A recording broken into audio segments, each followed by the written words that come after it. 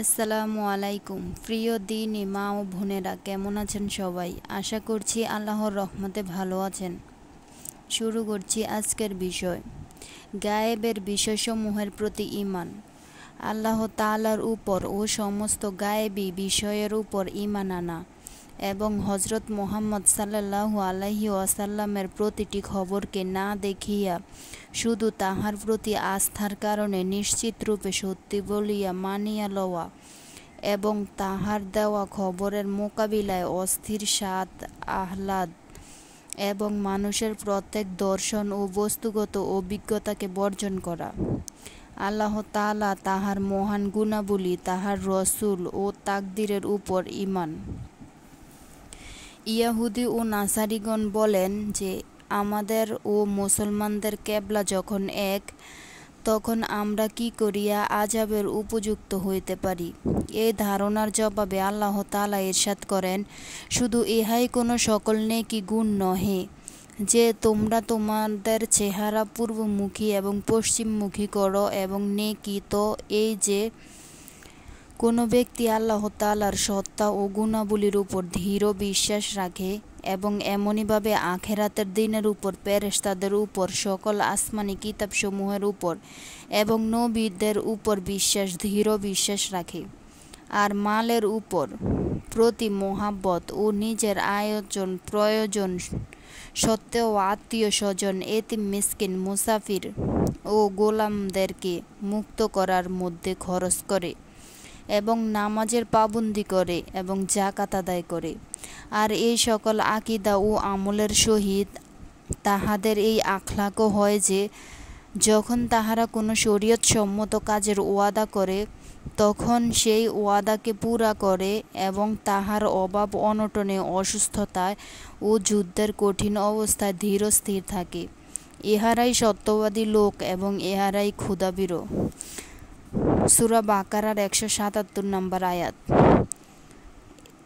এক জায়গায় এরশাদ হইয়াছে, হে লোক সকল, তোমরা আল্লাহ তাআলার ওই সকল অনুগ্রহসমূহকে স্মরণ করো যাহা আল্লাহ তাআলা তোমাদের প্রতি করিয়াছেন। একটু চিন্তা করিয়া দেখো তো, আল্লাহ তাআলা ছাড়াও কি কোনো স্রষ্টা আছেন যিনি তোমাদেরকে আসমান জমিন হইতে রিজিক পৌঁছাইয়া থাকেন? তিনি ছাড়া কোনো সত্য মাবুদ নাই। অতএব তোমরা আল্লাহ তাআলাকে ছাড়িয়া কোথায় চলিয়া যাইতেছ?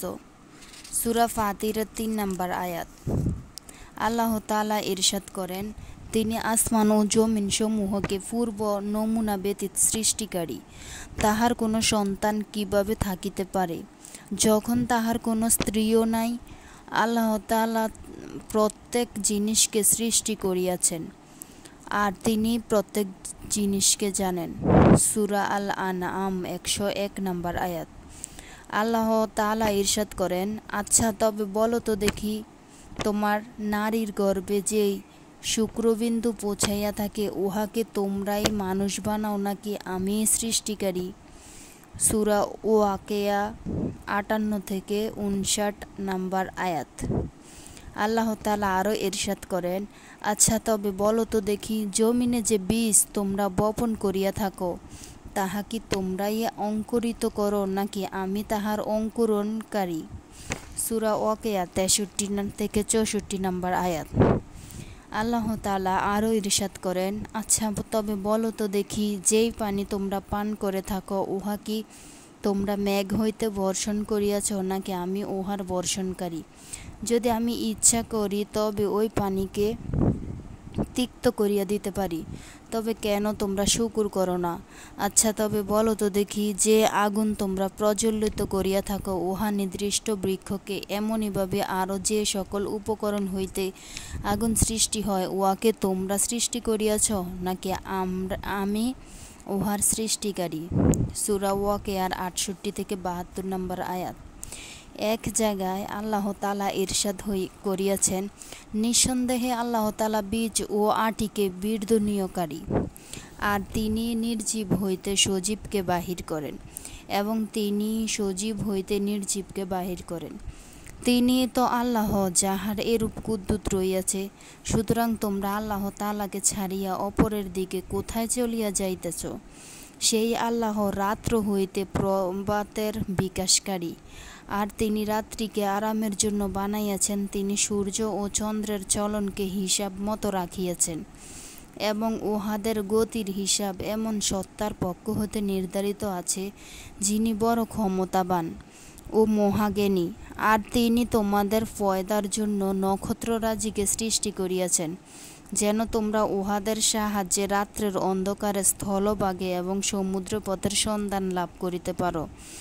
আর আমি এই সকল নিদর্শন অত্যন্ত বিশদভাবে বর্ণনা করিয়া দিয়াছি ওই সকল লোকদের জন্য যাহার ভালো মন্দর জ্ঞান রাখে। আর তিনি আল্লাহ, তিনি তোমাদের মৌলিকভাবে একই ব্যক্তি হতে সৃষ্টি করিয়াছেন। অন্তর কিছু সময়ের জন্য জমিন হইল তোমাদের ঠিকানা। ভিডিওটি ভালো লাগলে চ্যানেলটি সাবস্ক্রাইব করে পাশেই থাকবেন।